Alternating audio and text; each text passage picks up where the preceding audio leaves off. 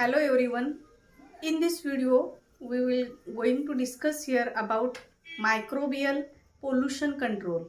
म्हणजे आतापर्यंत आपण मायक्रोबचा उपयोग इतर गोष्टींसाठी पाहिला आहे. आता आपण याच मायक्रोबचा उपयोग पोल्युशन कंट्रोलसाठी, प्रदूषण नियंत्रणासाठी कसा करू शकतो, तर याची माहिती आपण पाहणार आहे.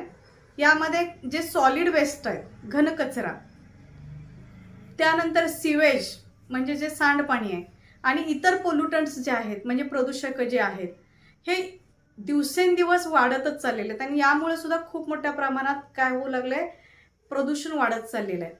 Along with it ever increasing diseases and degradation of environment are the world wide problems. आज जर आपण पाहिलं तर इतक्या मोठ्या प्रमाणात त्याच्यापासून रोग वाढत आहेत आणि त्यामुळं इन्व्हायरमेंटचं, पर्यावरणाचा ऱ्हास होत चाललेला आहे, डिग्रेडेशन चाललेलं आहे. हे जर असंच म्हणजे वाढत चाललं तर आता आपण बघितलं ही जगामधली मोठी समस्या झालेली आहे की कचऱ्याचं विघटन आणि त्याच्यापासून होणारं प्रदूषण आणि त्याच्यावरती कसं नियंत्रण आणायचं ही आज आपल्या समोरची खूप मोठी समस्या निर्माण झाली आहे. Especially in cities. आपण शहरांमध्ये बघितलं तर densely populated countries like India, भारतामध्ये सुद्धा असे जास्त घनता असलेले जे शहरं आहेत भारतामध्ये, त्याच्यामध्ये दिल्ली आहे, मुंबई आहे, मद्रास आहे. तर जास्त घनता असल्यामुळे तिथं प्रदूषण खूप मोठ्या प्रमाणात वाढलेलं आहे आणि तिथले प्रॉब्लेम्स हे वाढतच चाललेले आहेत. Life of the future generation will be difficult in these problems. आणि म्हणून भविष्यातले या शहरांमधल्या म्हणजे शहरांमधलं जे प्रॉब्लेम्स आहेत ते खूप मोठ्या प्रमाणात वाढतच जाणार आहेत. Are not solved at right time and right extent. म्हणजे ते जर वेळीच सॉल्व केले नाहीत आणि वेळीच जर आपण ते सोडवले नाहीत हे प्रॉब्लेम्स, तर नक्कीच भविष्यामध्ये ह्याच्यामुळं अनेक अडचणी निर्माण होणार आहेत. तर याच्यासाठी आपण मायक्रोबचा वापर कसा करू शकतो. Let us see the role of microbes. म्हणजे आपण इथं मायक्रोबच्या साह्याने, सूक्ष्मजीवांच्या साह्याने आपण इन्व्हायरमेंटमध्ये असे अनेक प्रकारचे प्रदूषण कमी करू शकतो, त्या गोष्टीचं आपण इथं माहिती घेणार आहे. You already know that microbes are used. आता तुम्हाला ऑलरेडी माहीत आहे की मायक्रोबच्या साह्याने अनेक प्रकारचं सॉलिड वेस्ट जे आहे त्याचं आपण डिग्रेडेशन करू शकतो. म्हणजे तिथं कुजवण्याची प्रक्रिया जी आहे ती मायक्रोबच्या साह्याने होते. आता याच्यामध्ये आपण पाहिलं, बायोगॅस प्लांट पाहिला तर शेतातला जो पालापाचोळा आहे, शेण आहे, तर ते पालापाचोळा आहे किंवा शेण आहे ते आपण म्हणूया की त्याच्यावरती सुद्धा मायक्रोबची ॲक्शन केली की त्याच्यापासून इंधन निर्मिती होत आहे, म्हणजे मिथेन वायू तयार होतोय आणि शिवाय त्याचं जे स्लरी आहे त्याच्यापासून कंपोस्ट तयार होतंय, म्हणजे त्याचा जो बाय प्रॉडक्ट आहे त्याच्यापासून खत पण तयार होत आहे. एवढंच नव्हे तर आज आपण अर्बन वेस्ट जे आहे, अर्बन म्हणजेच शहरांमध्ये जो वेस्ट आहे, टाकाऊ पदार्थ जे आहेत ते सुद्धा ॲक्युमुलेट केले जातात, म्हणजे खूप मोठ्या प्रमाणात ते गोळा केले जातात. इन टर्म्स ऑफ टन्स, म्हणजे खूप मोठ्या प्रमाणात अगदी हा जो कचरा खूप मोठ्या प्रमाणात म्हणजे टनामध्ये सुद्धा हा तयार होतो आणि मग तो डिस्पोज केला जातो हे मायक्रोबच्या साह्याने.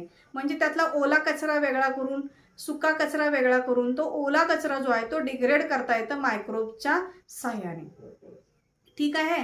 आता त्यानंतर आपण पुढचा भाग बघणार आहे की हे जे एवढा टाकाऊ पदार्थ किंवा जो कचरा तयार होतोय त्याचं पुढं आपण कसं डिग्रेडेशन करणार आहे, तर त्याच्यासाठी कोणकोणत्या टेक्निक साइट्स. आता इथे एक प्रश्न विचारलाय, why is asked to segregate wet and dry waste in each home. आता बघा नेहमी की प्रत्येक ठिकाणी आपण प्रदूषण नियंत्रण मंडळाकडून आपल्याला सांगितलेलं असतं की ओला कचरा वेगळा करा आणि सुका कचरा वेगळा करा. कारण याचं कारण काय असावं, कारण आपल्याला माहित आहे की ओला कचरा हा काय होतो, कुजवण्यासाठी त्याची मदत होते आणि त्यामुळे हा कचरा काय होतो, कमी होऊ शकतो. कुजल्यामुळं त्याचं डिग्रेडेशन झाल्यामुळं तो कमी होऊ शकतो. पण सुका कचरा त्यात मिक्स झाल्यामुळं बऱ्यापैकी अडचणी निर्माण होतात. त्यानंतर आपल्याला वेस्ट सेग्रिगेट करायचं असेल, सेग्रिगेट म्हणजे सेपरेट करायचं असेल तर काय करता येतं. तर कचरा सेग्रिगेट करण्यासाठी एक तर आपण घरातूनच हे सेग्रिगेशनची प्रोसेस आपण घरातून करू शकतो. काही वेळेला अनेक त्याला मेथड्स आहेत, म्हणजे मग त्याच्यामध्ये चाळणीसारखा मेथड आहेत किंवा काही वेळेला चुंबकाचा वापर करून सुद्धा मेटल सारखे जे वेस्ट आहेत ते बाजूला करता येतात. ठीक आहे. त्यानंतर ड्राय वेस्ट जे आहे ते डिस्पोज करण्यासाठी काही मेथड्स आहेत का, तर त्याच्यामध्ये लँड फिलिंग आहे. तर असे काही मेथड्स आहेत. काही वेळेला तो कचरा जाळल्यामुळे प्रदूषण होणार आहे. तर ह्याच्यासाठी आणखीन काही मेथड जे आहेत, तर त्याच्यामध्ये पहिली मेथड आहे मॉडर्न लँडफिल साईट. आत्ताची आपण लँडफिल साईट जी आहे ती आता लँड फिलिंग म्हणजेच काय करायचं आहे, भूमी भरण स्थळे आपण त्याला म्हणतो. लँड फिलिंग साईट्स म्हणजे जमिनी काय करायच्या, जमिनीमध्ये खड्डे करायचे आणि त्या खड्ड्यांमध्ये हा कचरा काय करायचा आहे, भरायचा आहे. त्यामध्ये लँड फिलिंग साईट आता तुम्ही डायग्राम पाहताय 7.9 मॉडर्न लँडफिल साईट. यामध्ये पाहतोय आपण डिग्रेडेबल वेस्ट, जे वेस्ट डिग्रेड होणार आहे, कुजणार आहे असा कचरा जो आहे तो अर्बन एरियाज म्हणजे शहरांमध्ये कचरा हा दररोज गोळा केला जातो. तर तो डिग्रेड होणारा जो वेस्ट आहे तो ॲक्युम्युलेट करायचा आणि मग large pits are dug in open spaces far away from the residential area and those pits are lined with plastic sheets as a precaution against pollution of soil due to leaching of toxic and harmful materials. आता जर आपण पाहिलं तर इथं काय केलं जातं, शहरांमध्ये मोठ्या प्रमाणात काय केलं जातं, असं पिट्स म्हणजे खड्डे काढले जातात. त्या खड्ड्यांमध्ये आतून काय केलं जातं, प्लास्टिक कव्हरनं हे खड्डे काय केलेले असतात, आतून रॅप केलेले असतात. प्लास्टिकनं का रॅप करायचं, कारण ह्याच्यामध्ये जो कचरा आपण साठवणार आहे तो त्या कचऱ्यामुळं मातीला त्याचा काही परिणाम होऊ नये, म्हणजे त्या खड्ड्यामध्ये असलेल्या मातीवरती सॉइलवरती त्याचं सॉइल पोल्युशन होऊ नये म्हणून त्या मोठ्या खड्ड्यांना आतून काय करायचंय, प्लास्टिकनं कव्हर करायचं. आणि त्यामुळं प्लास्टिकनं कव्हर केल्यानंतर ह्याच्यामध्ये मग काय करायचंय, जो डिग्रेड होणारा जो कुजणारा कचरा आहे तो त्याच्यामध्ये त्या ओपन स्पेसमध्ये काय करायचंय, भरायचा. आणि त्यानंतर pits lined with plastic sheets म्हणजे त्यामध्ये पूर्णपणे हा कचरा भरला जातो. त्यानंतर compressed waste is dumped in the pit. खूप मोठ्या प्रमाणात दाबाखाली म्हणजे कॉम्प्रेस करून हे जे कचरा आहे त्या पिट्समध्ये खड्ड्यांमध्ये काय करायचं, डंप करायचा, भरायचा.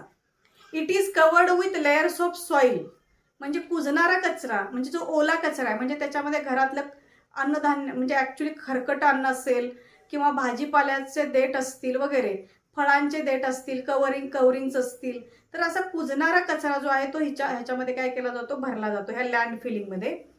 त्याच्यानंतर त्याच्यावरती मातीचं काय करायचं, मातीचा लेयर काय करायचं, मातीनं ते झाकायचं. त्यानंतर काही वेळेला त्याच्यावरती लाकडाचा भुसा सॉ डस्ट सुद्धा टाकायचा. त्यानंतर लिफी वेस्ट म्हणजे पानगळ असेल, पानगळ झाल्यानंतर जो तयार होणारा पालापाचोळा असेल तो पण त्याच्यावरती टाकायचा. काही बायोकेमिकल्स पण त्याच्यावरती टाकायचे. त्यानंतर बायो रिॲक्टर्स पण त्याच्यामध्ये मिक्स करायचे. त्यामध्ये बायो रिॲक्टर्स मिक्स केल्यानंतर मायक्रोब्स प्रेझेंट इन सॉइल मातीमध्ये असणारे जे सूक्ष्म जीव आहेत and other top layers decompose the waste. हे काय करतात, जे वरून माती घातलेली आहे आपण आणि त्या मातीमध्ये असणारे जे सूक्ष्म जीव असतात ते काय करतात, हळूहळू त्यामध्ये त्या खड्ड्यामध्ये जेवढं जो पालापाचोळा आहे आणि जेवढं जे कुजणारा कचरा असल्यामुळं त्या मातीमध्ये असणारे जे बॅक्टेरिया आहेत ते सहजपणे त्या खड्ड्यामधला सगळ्या कचऱ्याला काय करतात, कुजवतात आणि त्यामुळे त्याचं डिग्रेडेशन चांगल्या प्रकारे होते. Completely filled pit is sealed with soil slurry. पूर्णपणे त्याच्यामध्ये जो खड्डा आहे तो पूर्णपणे मातीच्या स्लरीनं भरून टाकायचा. Best quality compost is formed after few days. काही दिवसानं त्याच्यामध्ये अतिशय चांगल्या सुपीक असं त्याच्यामध्ये खत तयार होतं. Such land filling sites can be reused after removal of compost. मग असे जे लँड फिलिंग साइट्स जे आहेत ते आपण त्याचा रियूज करू शकतो. म्हणजे एकदा तयार झालेलं जे खत आहे ते काढून घेऊन पुन्हा आपण पुढचं जे वेस्ट आहे म्हणजे असं डिग्रेडेबल होणारं वेस्ट ते परत त्याच्यामध्ये टाकून सॉइल कव्हर करून त्याच्यापासून पुन्हा आपल्याला काय करता येतं, खत तयार करता येतं. काही वेळेला ह्याच्यामध्ये मायक्रोबियल ॲक्शन करून मिथेन गॅस सुद्धा प्रोड्यूस करू शकतोय आपण.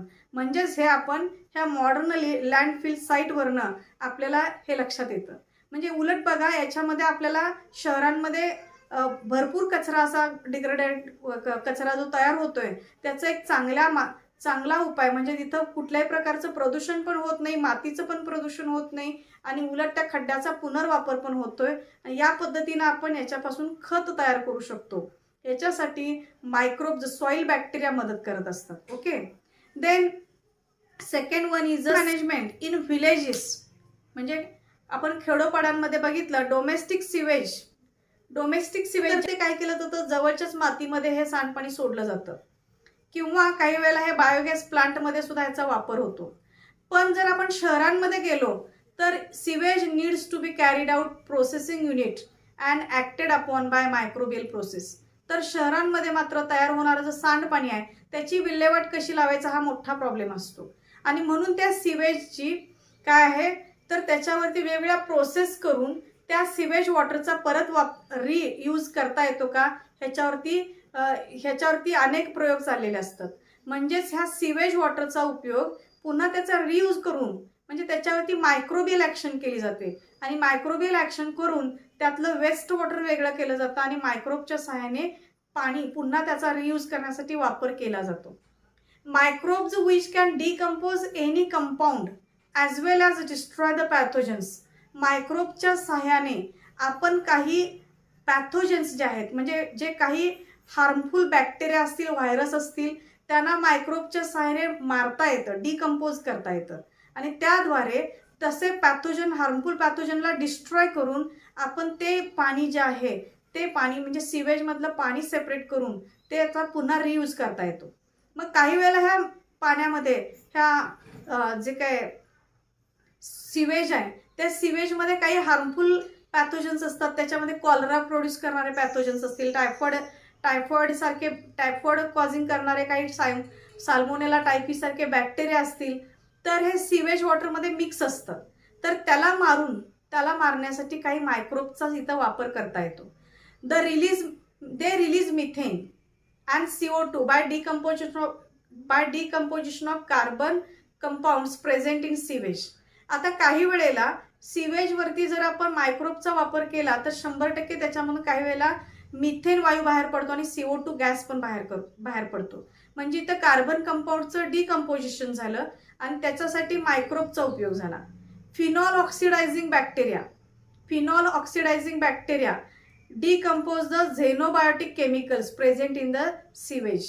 म्हणजे सिवेजमध्ये असणारं जे केमिकल आहे झेनोबायोटिक केमिकल तर त्याचं डिकम्पोजिशन करण्यासाठी म्हणजे ते कुजवण्यासाठी फिनॉल ऑक्सिडायझिंग बॅक्टेरियाचा उपयोग होतो आणि याद्वारे आपल्याला सिवेज उलट म्हणजेच त्या सिवेजमधनं काय केलं जातं त्या पाण्याचा आपण पुनर्वापर करू शकतो.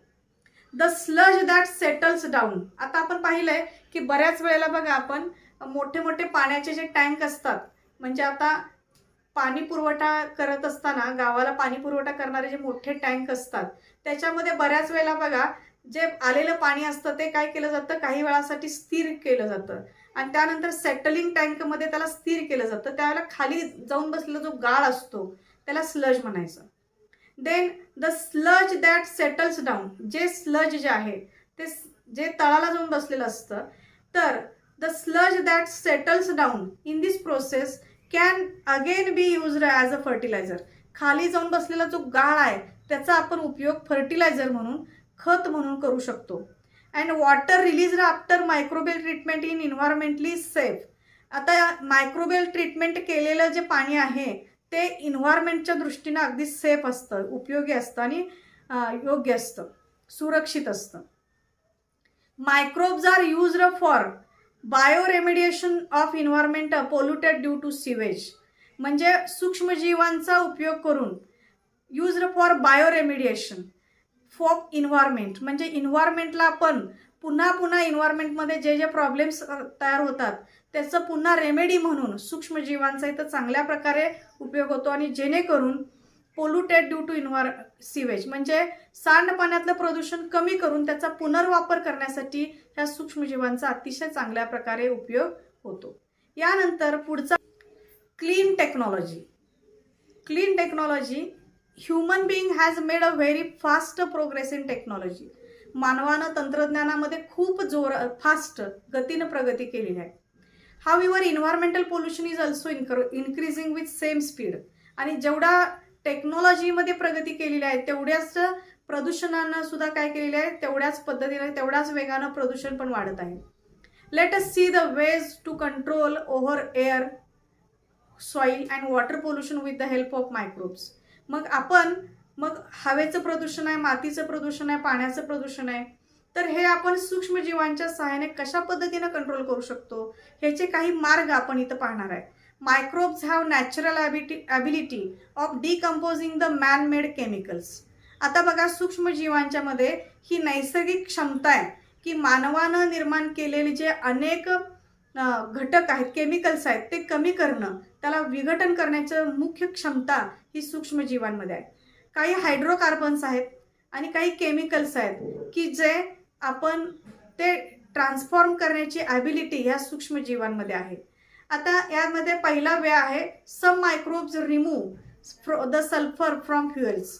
आता इंधनामध्ये सल्फर हा घातक घटक असतो, तर तो सल्फर रिमूव्ह करण्यासाठी काही सूक्ष्मजीवांचा वापर होतो. काही मेटल्स जे आहेत, दुसरा वे असा आहे, मेटल्समध्ये काही धातू जे आहेत त्याच्यामध्ये कॉपर आहे. कॉपर, आयर्न, युरेनियम, झिंक हे सगळे धातू जे आहेत leach into environment from low quality metalloids. These are converted into compounds before leaching with the help of thiobacilli and sulfobacilli. आता जर आपण पाहिलं, जे धातू आहेत म्हणजे तांब, लोखंड, युरेनियम आणि झिंक, जस्त, हे जे धातू आहेत त्याच्यापासून इन्व्हायरमेंटमध्ये, पर्यावरणामध्ये लो क्वालिटीचे मेटलॉइड्स तयार होतात, म्हणजे धातू सदृश्य तयार होतात. हे जे धातू सदृश्य असतात याचा अर्थ असा आहे की ते मेटल आणि नॉन मेटलचे पण गुणधर्म दाखवतात.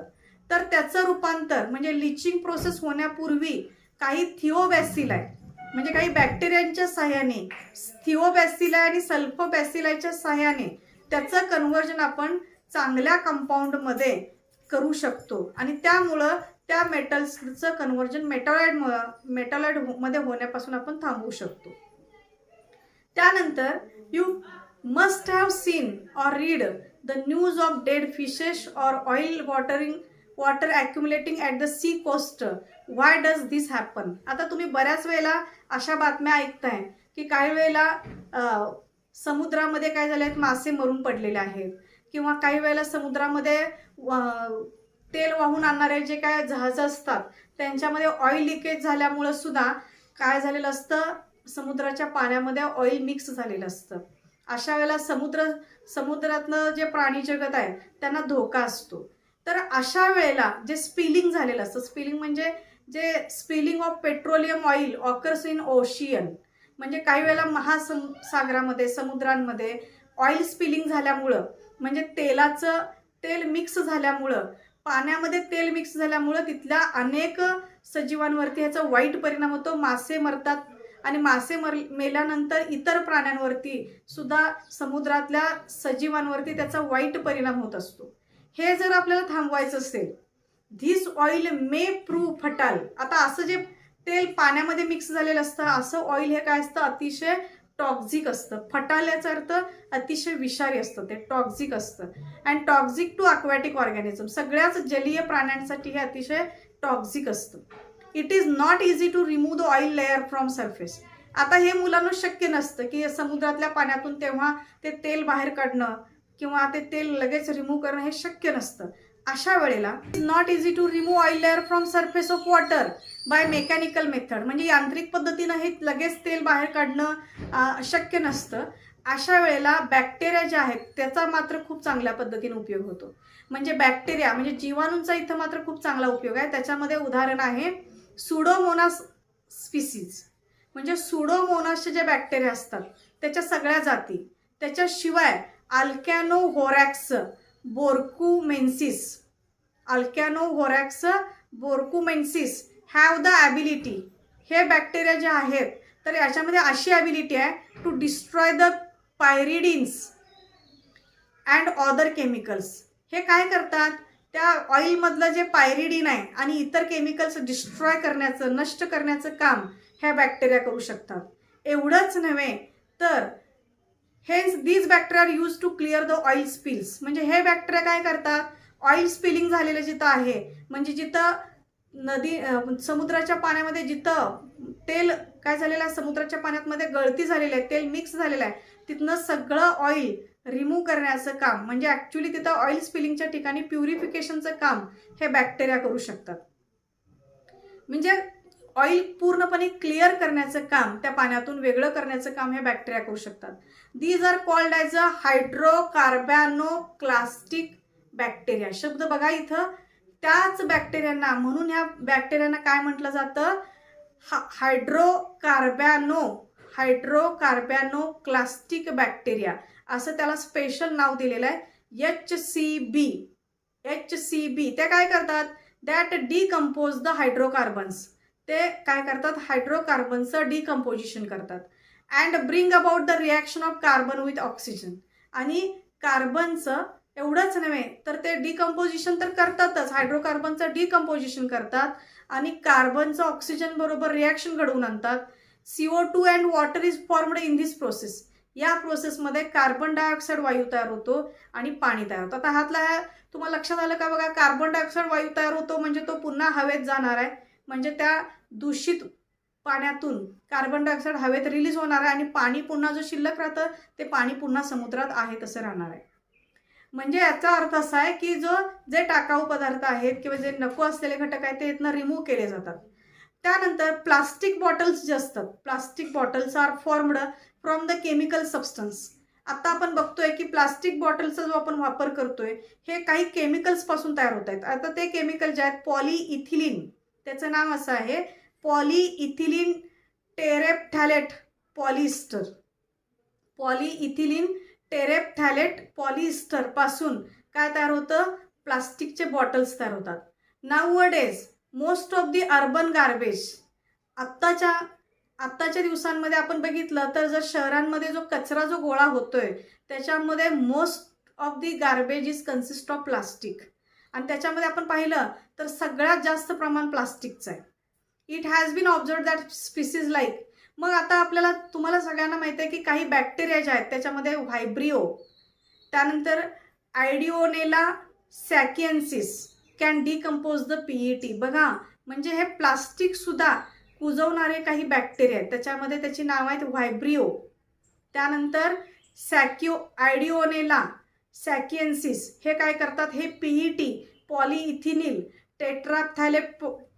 टेट्राप्थॅलेट पॉलिस्टर कुजवण्याचं काम, डिकम्पोज करण्याचं काम हे बॅक्टेरिया करतात. एवढंच नव्हे तर काही बुरशी आहे, बुरशीमध्ये ॲक्टिनोमायसिटीज आहे, स्ट्रिप्टोमायसिस आहे, नोकॅरिडिया आहे, ॲक्टिनोप्लेन्स आहेत. ह्या ability of decomposing rubber from garbage. म्हणजे जर कचऱ्यामध्ये रबर असेल, रबरचा जे घटक असतील तर ते सुद्धा ॲक्च्युली रबर सुद्धा हे लवकर डिकम्पोज होत नाही. पण काही फंगस जे आहेत, ॲक्टिनोमायसिस आहे, त्यानंतर स्ट्रिप्टोमायसिस आहे, नोकॅरिडिया, ॲक्टिनोप्लेन्स, ह्याच्यामध्ये अशी ॲबिलिटी आहे की ते रबरला सुद्धा कुजवू शकतात, म्हणजे रबरचं सुद्धा डिग्रेडेशन करतात. त्यानंतर सल्फ्युरिक ॲसिड जे आहे, आता यानंतर सल्फ्युरिक ॲसिड जे आपण आता पाहिलं तर बऱ्याच वेळेला आम्लपर्जन्य आपण म्हणतो, आम्लपर्जन्यामध्ये सल्फ्युरिक ॲसिड प्रेझेंट असतो. आणि हे जे मटेरियल्स आहे, हे सल्फ्युरिक ॲसिड जे आहे ते सगळ्यात महत्त्वाचं खाणीमधून येतं. म्हणजे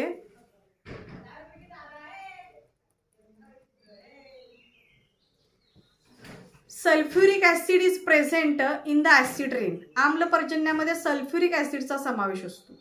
आणि हे जे मटेरियल आहे ते it is coming out of mines. Mines म्हणजे खाणीमधून हे सल्फ्युरिक ॲसिड काय होतं, बाहेर येतं. You know that erosion of metals present in statues. आता आपण बऱ्याच वेळेला बघतोय की जे धातूचे पुतळे असतात, म्हणजे जे पुतळे बघतो आपण, ते बऱ्याच वेळेला आपण पाहतोय की ते काय होतात, क्षरण पावत असतात. क्षरण म्हणजे ते काय होतात, क्षरणाची प्रोसेस म्हणजे गंजण्याची प्रक्रिया त्याच्यामध्ये चालू असते. काही वेळेला धातू गंजल्यामुळं ब्रिज म्हणजे मोठमोठे जे पूल बांधलेले असतात ते ब्रिजेस किंवा बिल्डिंग्समध्ये सुद्धा ते जिथं धातू वापरलेला आहे तिथं गंजण्याची प्रोसेस चालू होते. Sulphuric acid is a source of energy for some species of bacteria. काही बॅक्टेरियांचा एनर्जीचा सोर्स हा सल्फ्युरिक ॲसिड आहे. मग असे बॅक्टेरिया कुठले आहेत, ॲसिडोफिलम बॅक्टेरिया, ॲसिडोफिलम स्पीसीज आणि ॲसिडोबॅसिलस फेरोऑक्सिडन्स हे जे आहेत, हे जे बॅक्टेरिया आहेत हे काय करतात, these bacteria can control the soil pollution occurring due to acid rain. हे bacteria can control soil pollution. हे बॅक्टेरिया मातीतलं प्रदूषण कमी करतात. कारण ॲसिड रेनमुळं. कारण हे बॅक्टेरिया जे आहे तर सल्फ्युरिक ॲसिड जो आहे ॲसिड रेनमध्ये जो प्रेझेंट आहे, तर हा सल्फ्युरिक ॲसिड काय करतो म्हणजे ॲसिड रेनमध्ये असतो, म्हणजे आम्लपर्जन्यामध्ये असतो. हे माइन्समधनं त्याच्यामध्ये मिक्स झालेलं असतं आणि त्याच्यावरती कंट्रोल करणारे म्हणजे काही सल्फ्युरिक ॲसिडचा जो काही बॅक्टेरियांचा हे सोर्सच असल्यामुळं काही बॅक्टेरिया जे असतात ते हवेतल्या ह्या सल्फ्युरिक ॲसिडला संपवतात आणि त्यामुळं मातीचं प्रदूषण होत नाही. म्हणजे जरी ते ॲसिड रेनमुळं ते खाली आलं असेल तर त्याच्यामुळे मातीचं प्रदूषण होत नाही. एवढंच नव्हे तर काही वॉटर सोल्युबल सॉल्ट्स आहेत. Water soluble salts of uranium. Uranium हा माहिती आहे रेडिओ ॲक्टिव्ह एलिमेंट आहे. Are present in the waste produced during electroplating. आता आपण म्हणतो एका धातूवरती काय केला जातो, दुसऱ्या धातूचा मुलामा दिला जातो, इलेक्ट्रोप्लेटिंग केलं जातं. And in effluent release in environment. आणि काही इफ्लुएंट इन्व्हायरमेंटमध्ये रिलीज केले जातात. मग त्याच्यामध्ये ॲटॉमिक एनर्जी प्लांटमध्ये आपण पाहिलंय की ॲटॉमिक एनर्जी प्लांट म्हणजे जिथं अणुऊर्जा शक्ती केंद्र आहेत तिथं ह्या प्लॅटिनमचा युरेनियमचा वापर खूप मोठ्या प्रमाणात होतो. तर तिथं ह्याचं मात्र काय आहे तर रेडिओ ॲक्टिव्ह इलेमेंट असल्यामुळे याच्यापासून मात्र खूप मोठ्या प्रमाणात काय होतात उत्सर्जक बाहेर पडतात. तर जिओबॅक्टर हा bacteria convert the salts of uranium. तो काय करतो, युरॅनियम हा घातक मेटल आहे तर त्याचे जे सॉल्ट्स आहेत त्याचं कन्व्हर्जन इनसॉल्युबल सॉल्टमध्ये करतो हा Geobacter. And thereby prevent those salts mixing with ground water sources. आणि त्यामुळं त्या जिओबॅक्टरमुळं इनसॉल्युबल सॉल्टमध्ये कन्व्हर्जन केल्यामुळं तिथनं ते सॉल्ट जे आहेत ते डायरेक्ट ग्राउंड वॉटर रिसोर्सेसमध्ये, ग्राउंड वॉटर म्हणजेच काय भूगर्भातले जे पाण्याचे स्रोत आहेत त्याच्यामध्ये हा काय केलं जात नाहीत, हे हार्मफुल घटक मिक्स होऊ दिले जात नाहीत. हे थांबवण्याचं काम हा जिओबॅक्टर हा बॅक्टेरिया करतो. आणि त्यामुळं ग्राउंड वॉटर लेवलमध्ये अणुऊर्जामुळं युरेनियममुळं कुठल्याही प्रकारचं प्रदूषण होत नाही. त्याला रोखण्याचं काम हा जिओबॅक्टर करतो. आणि त्यानंतर पुढचा पॉईंट आहे microbes and farming. Microbes and farming म्हणजे सूक्ष्मजीवांच्या सहाय्याने शेती कशी करता येते. म्हणजे याच्यामध्ये त्याच्यासाठी मायक्रोबियल इनॉक्युलंट्समध्ये म्हणजे आपण शेतीमध्ये some microbe containing inoculants are produced by the process of fermentation. बऱ्यापैकी सूक्ष्मजीवांचा उपयोग आपण कशासाठी करतोय, फर्मेंटेशनसाठी, किण्वन प्रक्रियेमध्ये. These inoculants are spread on seeds. आता हे जे इनॉक्युलंट्स आहेत म्हणजे काही सूक्ष्मजीव आहेत ते आपण पहिल्यांदाच काय करायचे, बियांवरती फवारायचे.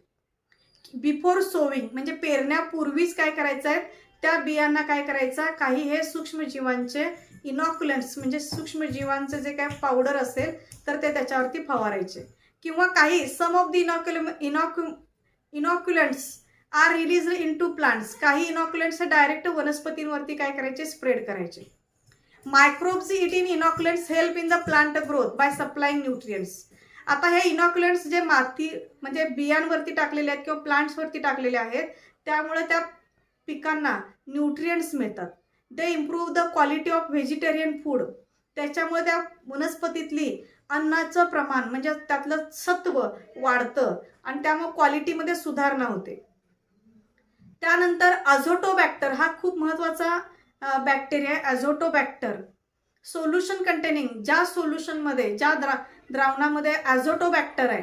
अझोटोबॅक्टर हा काय आहे बघा, हा रायझोबियम बॅक्टेरियापासून तयार झालेला आहे. Azotobacter and artificial nitrogenase is used in organic farming. आपण सेंद्रिय पद्धतीने शेती करतो म्हणजे जिथं कुठल्याही केमिकलचा वापर होत नाही तर सेंद्रिय शेतीमध्ये अझोटोबॅक्टरचा उपयोग खूप चांगल्या प्रमाणात आहे. कारण एक महत्त्वाचं आहे की अझोटोबॅक्टर हा, लक्षात ठेवा, अझोटोबॅक्टर हा काय करतो, नायट्रोजन फिक्सेशनचं काम करतो आणि म्हणून तो ऑर्गॅनिक फार्मिंगसाठी खूप महत्त्वाचा आहे. नेक्स्ट सॉइल पोल्युशन आपण घेतलं, मातीचं प्रदूषण. Soil pollution occurring due to chemical fertilisers. Soil pollution जे आहे, मातीचं प्रदूषण जे आहे ते खरं तर कशामुळे होतं, रासायनिक खतांमुळे होतं. Is prevented to use of these solutions. तर हे मातीचं प्रदूषण आपल्याला थांबवायचं असेल तर आपल्याला काही केमिकल फर्टिलायझरचा वापर टाळता येणं गरजेचं असतं. तर त्याच्यासाठी फ्लोरोॲसिटामाइड लाईक केमिकल्स, बघा शब्द इथं वापरलेला आहे, फ्ल्युरो ॲसिटामाइड सारखे जे केमिकल्स आहेत हे मातीमध्ये मिक्स होतात due to use of chemical pesticides in agriculture. जर आपण शेतामध्ये रासायनिक खतं जेव्हा वापरतो किंवा रासायनिक कीडनाशकं वापरतो त्याच्यामध्ये हा फ्ल्युरो ॲसिटामाइड हे केमिकल असतं. These prove to be harmful to other plants and animals as well as cause skin diseases to human. हे इतकं भयानक केमिकल आहे, हार्मफुल आहे की त्याच्यामुळं मातीचं तर प्रदूषण होतं, शिवाय वनस्पतींचं सुद्धा त्याच्यामुळं काय होतं, नुकसान होतं, प्राण्यांचं नुकसान होतं आणि तेवढंच नाही तर शेतकऱ्याचं किंवा जे ह्युमन त्याचा वापर करतील त्यांना स्किन डिसीजेस म्हणजे त्वचेचे रोग पण होतात. पण हे जे पेस्टिसाइड्स आहेत, these pesticide in the soil can be destroyed with the help of microbes. पण हे जे पेस्टिसाइड्स आहेत म्हणजे जी कीडनाशकं आपण रासायनिक कीडनाशकं वापरतोय ते टाळून त्याच्याऐवजी इथं आपण काही सूक्ष्मजीवांचा वापर हे कीडनाशक म्हणून करू शकतोय की जेणेकरून आपल्याला हे घातक जे केमिकल्स आहेत ते मातीमध्ये जाण्यापासून थांबवता येतं. आणि त्यानंतर नेक्स्ट पॉईंट आहे बायो इन्सेक्टिसाइड्स. इन्सेक्ट म्हणजे कीटक, साइड्स म्हणजे नाशक म्हणजे कीटकनाशक. आणि जे जैविक कीटकनाशक याचाच अर्थ आहे काही सजीवांचाच वापर करून आपण इतर जे हार्मफुल कीटक आहेत त्यांच्यावरती नियंत्रण करता येतं, म्हणजे त्याला आपण बायो इन्सेक्टिसाइड्स म्हणतो. तर काही बॅक्टेरियल अँड फंगल टॉक्झिन्स जे आहेत, बॅक्टेरियल म्हणजे जैविक, फंगल म्हणजेच बुरशी. आता याच्यापासून जे टॉक्झिन्स तयार होतात, विष जे तयार होतं, which can destroy pest and pathogens can be directly integrated into plants with the help of biotechnology. म्हणजे जैवतंत्रज्ञानाच्या साहाय्याने काही सजीवांचा उपयोग करून म्हणजे काही सूक्ष्मजीवांच्या मध्ये जीवाणू आणि बुरशीचा उपयोग करून हे आपण किडीचा नाश करण्यासाठी किंवा काही हार्मफुल जे कीटक असतील त्यांना नाश करण्यासाठी आपण ह्या बॅक्टेरियांचा आणि फंगसचा, बुरशीचा वापर करू शकतो. याला आपण बायोटेक्नॉलॉजीद्वारे ह्या बुरशीपासून आपल्याला हे कीडनाशकं म्हणून त्याचा वापर करता येतो, म्हणून याला बायो इन्सेक्टिसाइड्स म्हणायचं. Being toxic to insects they do not consume the plants. Actually हे कीटकांना काय असतात, टॉक्झिक असतात आणि ते प्लांट्सकडे कन्झ्युम केले जात नाहीत, म्हणजे प्लांट्स ते ॲब्सॉर्ब करत नाहीत. Similar to bacteria, some species of fungi and viruses are useful as a pesticides. नुसतंच बॅक्टेरिया नव्हे तर त्याच्याबरोबर काही व्हायरस सुद्धा म्हणजे काही विषाणू, काही बुरशी सुद्धा हे पेस्टिसाइड्स म्हणून वापरले जातात. त्यामध्ये spinosad a byproduct of fermentation of biopesticides, म्हणजे बायोपेस्टिसाइड म्हणून फर्मेंटेशन प्रोसेस. स्पिनोसॅड हे काय आहे, स्पिनोसॅड जे आहे byproduct of fermentation of biopesticide. बायोपेस्टिसाइडवरती फर्मेंटेशन प्रोसेस झाल्यानंतर स्पिनोसॅड तयार होतं. हे एक प्रकारचं चांगलं काय बायो इन्सेक्टिसाइड आहे. For storing the garbage is biodegradable polylactic acid.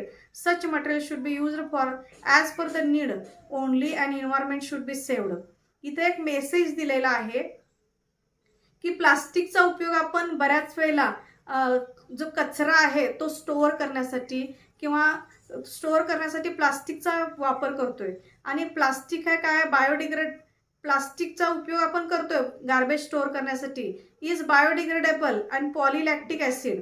Such material should be used as per the need. असं मटेरियल जे आहे ते फक्त गरजेच्या वेळेलाच वापरावं.